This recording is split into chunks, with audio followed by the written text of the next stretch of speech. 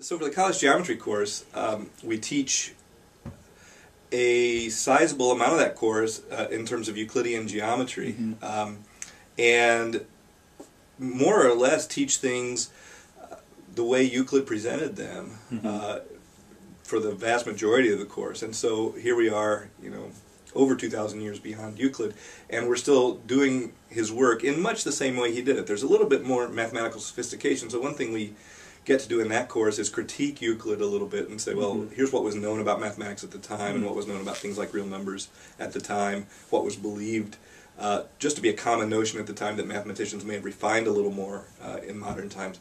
But the vast majority of what we do in at least 2/3 of that course is pretty much what Euclid did.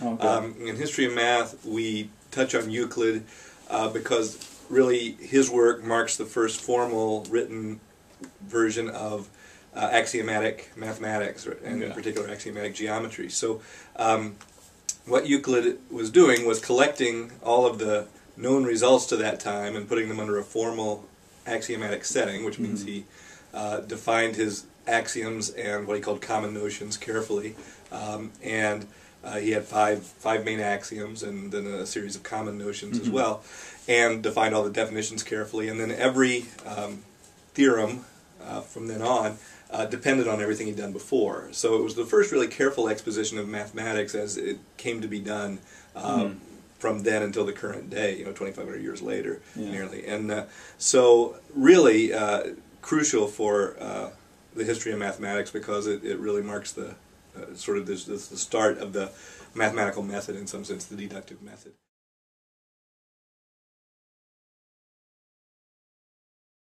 At all. So my sense is that Euclid's work would have been a culminating achievement. So we look at modern day achievements such as Human Genome Project or something where really lots of scientists get together and say we're going to do a big thing that culminates a study of some particular element of science, some particular field of science, and really make a publication or make some kind of database which says we have all of the collected knowledge of this particular branch of science. And my sense is this is what Euclid's Elements was for mathematics, and particular geometry at the time. Is the Greek culture really had a great focus on geometry as sort of an understanding of truth, and this was collecting everything that was known about geometry in a very systematic way and cataloging it in more kind of an encyclopedic sort of text. And my sense is this would have been looked at as kind of a crowning achievement of Greek culture at the time. Well, I do. I think that's a harder question. I think the value could be in giving students and faculty just a connection to the history and the past of the mathematics. In some sense, sometimes history seems to be something you learn about happened a long time ago, and you don't really, in some sense, get a kind of a fresh perspective on what it would have been like at a different time or a different age. And I think sometimes the old text can make a connection, can help people really project themselves back and maybe think a little more about, first of all, when this was first discovered, what was life like at that time, but also when this was printed, as you say, shortly after Gutenberg's printing press.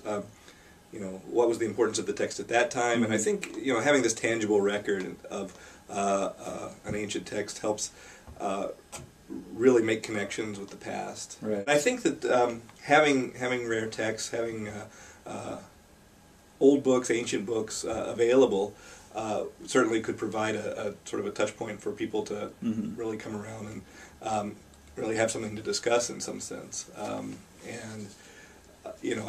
I certainly, in teaching Euclid, could learn something from a historian and probably could learn something from a philosopher, and I have a feeling that at a big university that would be difficult to do, whereas at a liberal arts college, as you say, a lot of the mission is to really embrace kind of some of the what-if questions in terms of getting